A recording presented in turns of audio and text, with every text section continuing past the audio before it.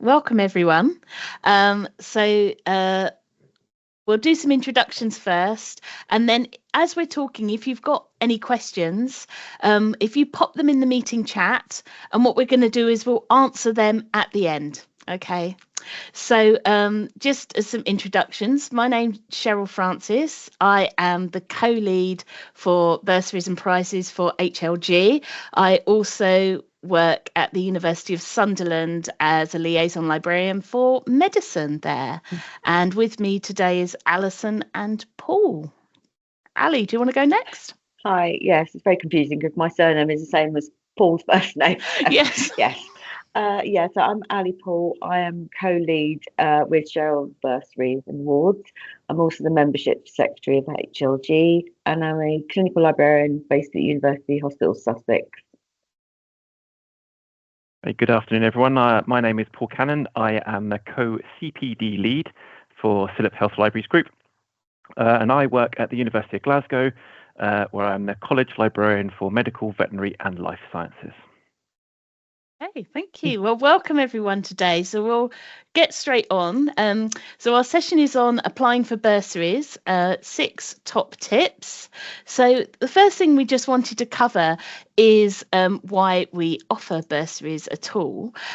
So we really offer them as an opportunity to access professional development, for networking and training events, and perhaps as opportunities that really perhaps you wouldn't be able to usually go to for various reasons. So the opportunities really we're aiming to kind of facilitate our kind of health libraries and health information community to kind of foster and grow ideas, to implement their research and innovation. So another key reason we offer bursaries is to offer some support towards equality of opportunities in attending these kinds of events. So those are the reasons that we offer bursaries. So the other thing we just wanted to cover right at the beginning is how do we communicate to you when we have a bursary opportunity open? So we currently have an opportunity to attend the ICLC, and I'm going to put the details in the chat. So that conference there, so that bursary is open at the moment. When we open a bursary, we advertise it through these channels, so usually X or more and more on Blue Sky, and we do use a number of JISC mailing lists. So we always put it on medical list, on the HLG membership list, and on UMLUG. Do let us know if there are other lists that you think that we should be spreading the word. If you want to put in the chat some other good places that you think we should be sharing that information, we'd be really happy to know. And we also put them in things like our HLG and CILIP newsletters as well. So that's just a bit of background about the bursary opportunities that HLG offer and why we offer them. So over to Paul. Okay, so I'm going to cover the first 3 tips that we have for you this afternoon. So the first one is to research the bursary offer. So this is, I guess, that crucial first stage to make sure that you understand the conference, understand if there are any eligibility criteria that we have for that.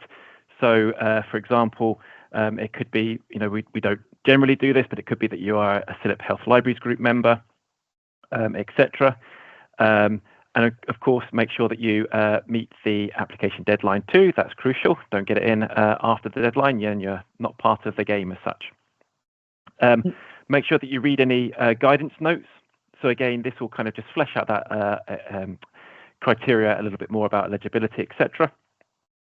And then crucially, and it will kind of expand on this in the next few tips, is to really kind of reflect upon the questions that you're asked, because this is how you'll be judged and how your application will be judged as to whether you'll be going to the conference, for example, that we're offering for the bursary. So once you've had a look at those, then we'll kind of move on to our next top tip.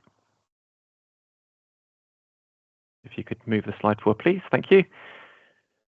So as long as you're eligible, and as long as you've, as I said, met the deadlines, etc., then the first thing to do is kind of actually look at the conference. So it may sort of sound like it might be the right conference for you, but perhaps the themes don't quite match what your professional area of expertise is, and maybe actually on reflection, you might decide to go for one of our other bursaries, for example.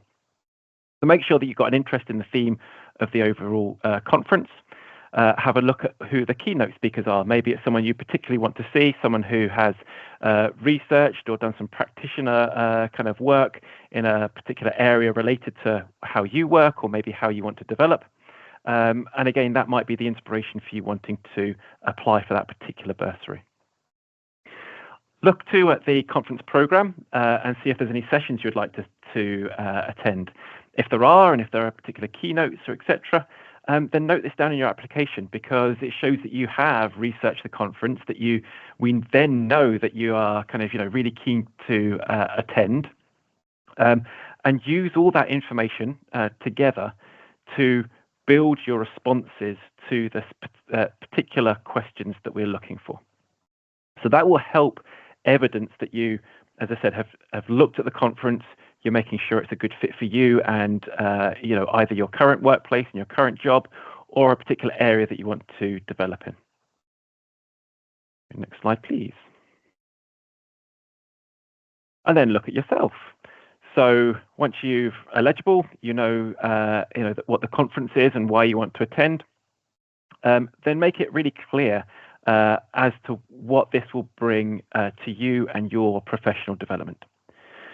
So when you're looking through the conference program, have a look to see if there are any particular sessions that might have new ideas that you want to do, new services that you are, want to implement, for example. Maybe it aligns with your corporate strategy or your library strategy, etc. Maybe you are undertaking, professional registration with CILIP, so you're a chartership member or those sorts of things. So perhaps there is an area in your PKSB that you've identified you want to develop in. Maybe the conference theme aligns with this. Maybe the particular goal from the sessions, etc., that align with that. And if there are, then again, let us know in your application, because that will just strengthen what we're looking for to make sure that it's going to benefit you as a person. So if you are, a student, for example, again, a bursary can be really important. So again, there might be particular areas that you have studied, you're interested in. You can show how you have studied this particular area, and therefore going to this conference or these particular sessions or hearing from this particular speaker will help further your development in that area. Or perhaps you have ambitions to go and apply for a job in a particular area. And again, these sorts of things will help you develop. And if there are things that help you develop, then again, make that clear and you'll score higher in response to our questions. I'll pass you on to Ali now. Right, so make it personalised and professional. Obviously, Paul's covered some of the aspects of linking it into the PKSB. Also, you may have had an appraisal and there's some gaps in your knowledge and skills. Again, linking that in, making it very personal to you and how this opportunity will benefit you and obviously your colleagues around you. That's really great to show that, demonstrate that there. So it's always great to make it personalised. So explaining how the opportunity will help you. And obviously, if you've researched the conference already, looked at the key speakers, some of the speakers already lined up. If it's not available already, have a look at previous programs and see what previous conferences have done. And again, just make it personal to you. And also, we're interested in how you will share this knowledge as well. So it's really interesting to know if you belong to a group other than HLG, or you might want to write from our newsletter. So again, it's how you can then share the learning wider. So next slide, please. So yeah, it's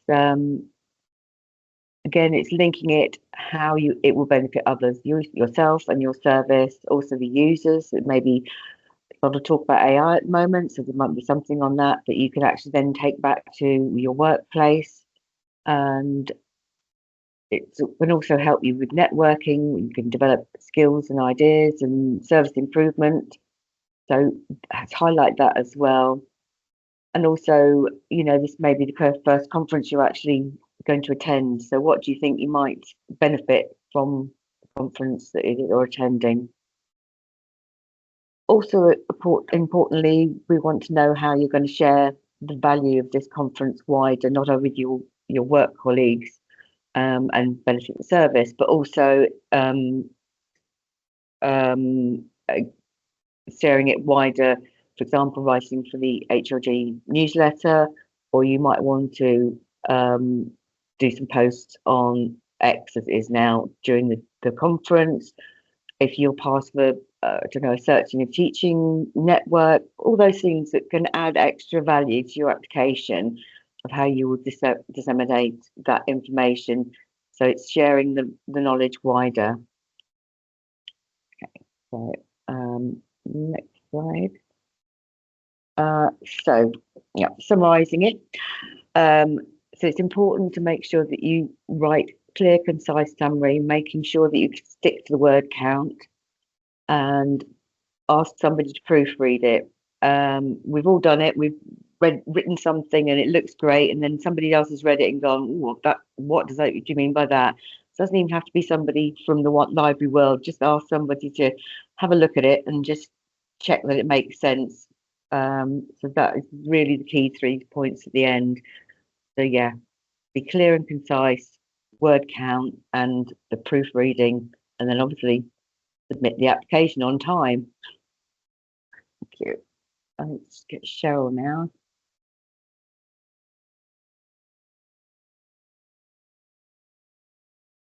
You're muted, Cheryl.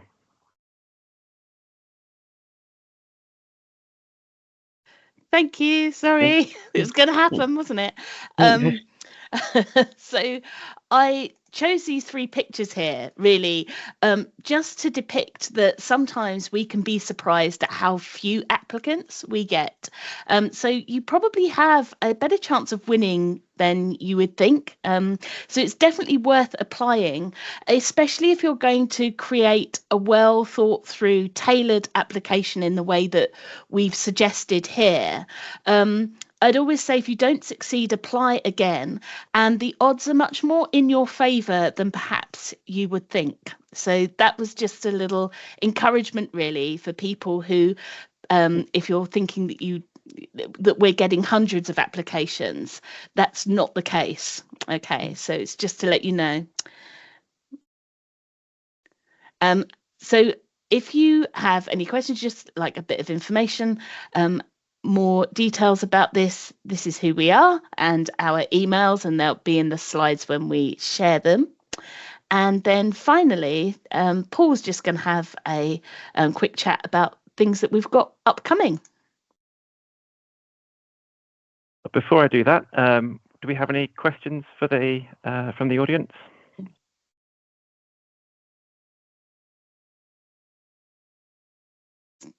The only question that we've had in the chat is about whether we will share the slides, which we will. We'll make sure that we get those over to you.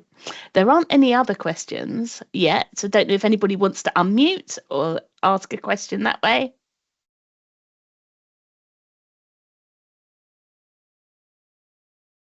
You can always put your hand up if you're feeling brave and turn your camera on. But if no questions, it's pop it in the chat, or you can come back to us with our email us after the event. Yeah, absolutely. Oh, yep. So we've got a question. Oh, coming in now, the questions. So can we link our bursary application to our chartership entry or use it as evidence?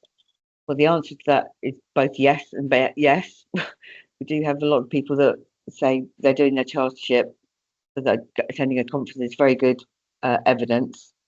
I think Cheryl and Paul agree with that. How far before the conference do the bursary applications tend to be? I will defer that to Cheryl. She's been doing bursaries longer than I have. Yeah, so we usually open them around 2 months before the conference happens. So usually it's about, I would say sort of about 8 weeks before the conference. So that was in our slides when we said if the information hasn't been published yet about the programme, you might need to go back and look at other things that they've done, and be able to evidence it that way. In that case, it's also really worth saying, like, the program hasn't been published yet, but this is the theme, and I noticed that in previous times this is what they've said. So that can be really useful.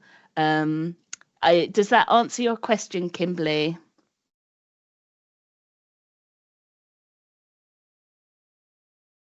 Yeah. Excellent. So don't think there's any more questions. I mean, there may be some while Paul's doing the forthcoming events. Okay. Yes. Well, certainly if there's no more, then we do have some events in the next couple of weeks. Actually, in fact, just next week, we've got our next CPD event, which is Thinking Like a Teacher, pedagogical skills for librarians. So you'll be learning some really kind of good tips and hints, some very practical things that you can take away into your learning if you do any kind of skills and teaching kind of sessions. To align with our HLG shadowing network, we have a session on making the most of shadowing coming up on the 28th of May. And there you'll be hearing from someone who's hosted someone shadowing and their experiences of how, if you are in that position, you can open your library and your services to other people looking to shadow. Then you can learn how to do that in sort of best practice. And we've also got someone speaking from the perspective of someone doing the shadowing as the sorts of things that you might want to experience there.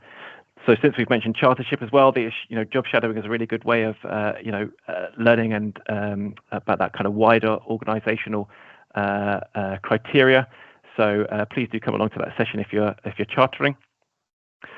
This session has been recorded, so we will put the recording on our YouTube channel, which again, the kind of QR codes will take you to. But if there are no further questions, then thank you ever so much for attending, and hopefully we'll see some bursary applications from you all very soon. Thank you very much. Brilliant. Thank you very much, everybody.